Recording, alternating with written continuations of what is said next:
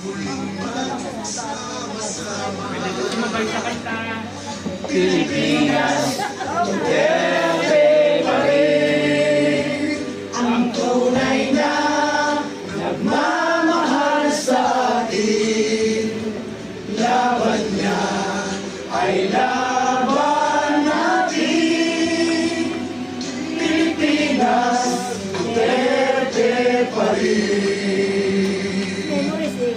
Pinatutog ni attorney eh.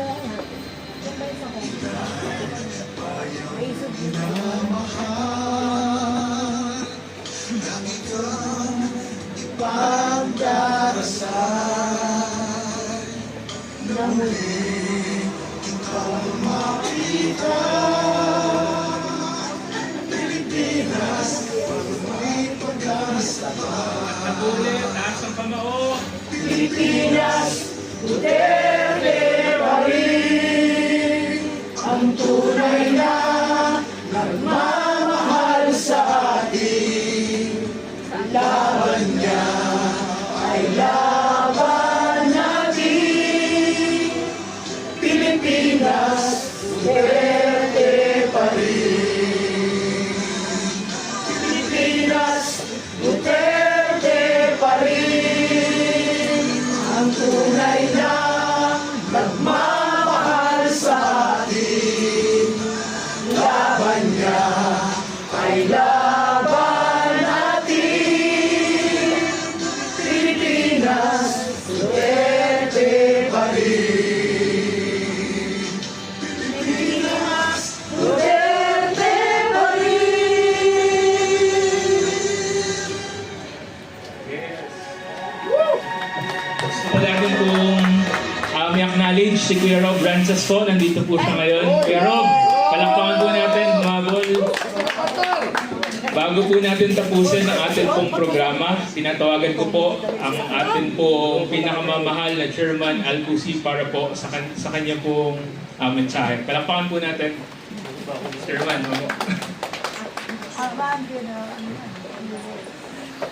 Magandang hapon po sa ating lahat. This is the part of the program that I'm not good at, but generally being called. Laging sabi ng PDP, lagi tayong handa. Actually, I was expecting a simple oath-taking today. Sabi ko nga, gawin sana lang sa Bulacan yan. Quietly, just do it. Pero itong ating mga ladies, lagi na lang pag nag-organize, talaga naman. Completo, Ricardo. Frederick, it's really my honor to administer the oath today of Tony Tupacio and John Bocal. It shows how PDP, pagsusulong ng programa. When I talked to John, I asked him, talaga ba sigurado ka tinatanggap mo ang hamon ng politika, ng pamumuno ng partido? Pinaalalahanan din siya kanina ni Atty. Tupacio, be part of PDP.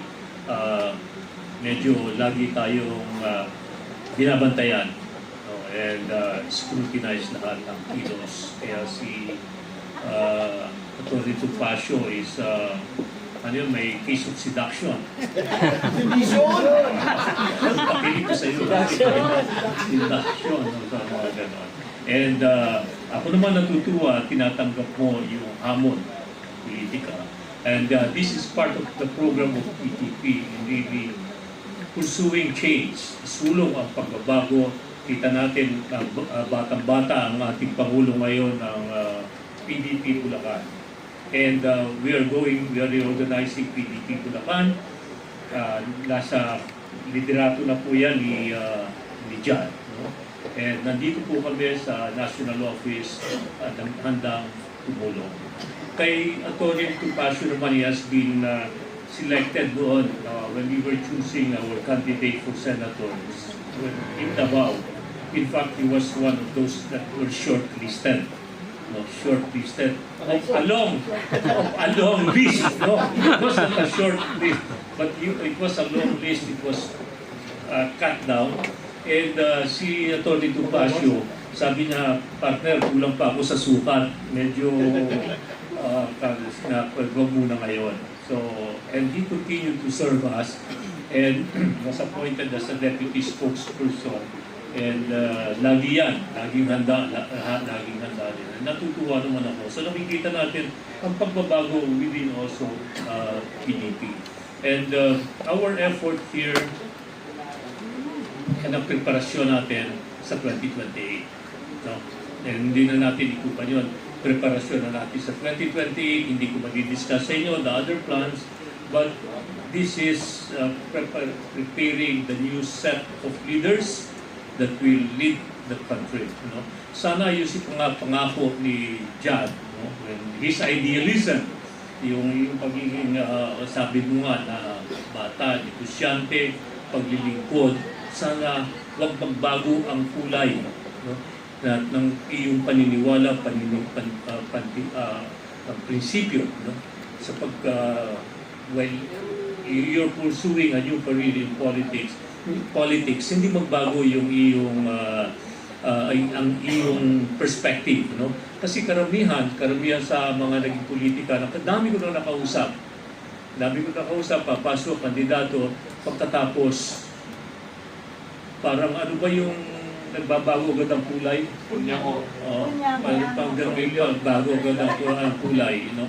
Yung mga tao hindi dati sabi nga, ako galing sa mahirap, pero pagka nanalo na ako, hindi na ako madapuan ng langaw. No, parang ano ba nangyari? And hindi na ako makapagbuhat. Dati-rati, nagtataksi, naglalakad. Ngayon, naka-bulletproof pa. Ano ba nangyari? Diba? So, I hope hindi magbabago yung prinsipyo, pananaw sa paglilingkod when you're pursuing yung new career in politics. So, pinabati ko yung mga taga-Bulacan na nandito, nakasama ni John, yung kasama niya sa foundation. I hope that kahit wala pang, hindi lang gagawin yung pagtulong sa tao pagka kung kailan lang ang eleksyon. No? Pero nakita ko, nandun kayo sa Cebu. We were there and I just noticed that you were in Cebu giving help. So, ito ang sinyales na nagbabago. Batang liderato na namumuno ng partido. So, welcome, John. And kay Atty. Topacio, I hope that kahit na meron na siyang mga kasong hinaharap, he will continue his passion in serving the party. Good afternoon sa atin.